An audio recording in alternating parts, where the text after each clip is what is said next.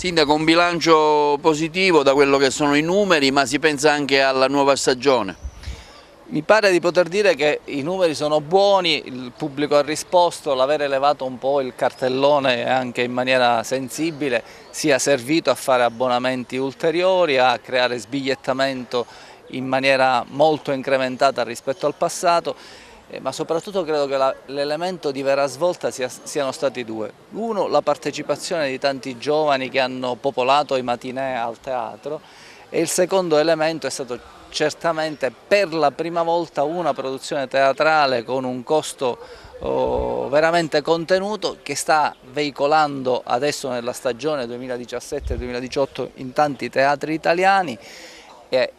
poter dire di aver una buona settimana di repliche al Teatro al Massimo di Palermo, di essere con oltre 15 repliche al Palladium di Roma insieme a tante altre date vendute, credo che in qualche misura mette in condizione il nostro conto economico della Fondazione di poter avere respiro e nello stesso tempo investire di più sul nostro cartellone. Sicuramente i risultati che abbiamo avuto sono positivi perché gli incassi sono arrivati a 200, hanno superato i 270.000 euro, cosa che non si verificava da anni e anni. È inutile che voi seguite il teatro da tanto tempo e quindi lo sapete meglio di me. Questi 270.000 euro di incassi sono dovuti per 240.000 euro alle opere teatrali e per altri 30.000 euro ad altre attività che ha posto in essere il teatro per le attività collaterali. Ma vorrei specificare una cosa che è importantissima. Noi stiamo cercando di modificare quello che è l'indirizzo della Fondazione per quello che è stato sino ad ora, ossia un soggetto che ha ricevuto i contributi e li ha gestiti in un certo qual modo.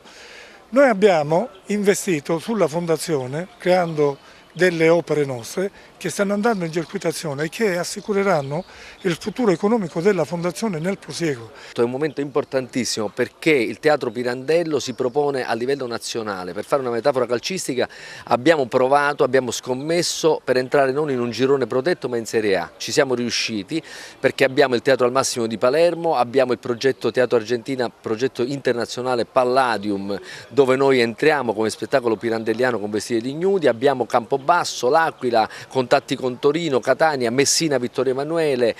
poi la Sicilia da Sambuca a Marsala, Enna, Caltanissetta, non me ne ricordo più,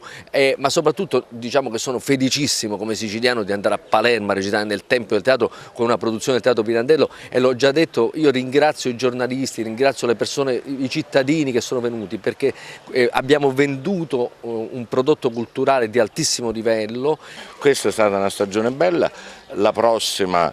non voglio dire lo sarà di più, lo sarà ugualmente. Noi mettiamo impegno,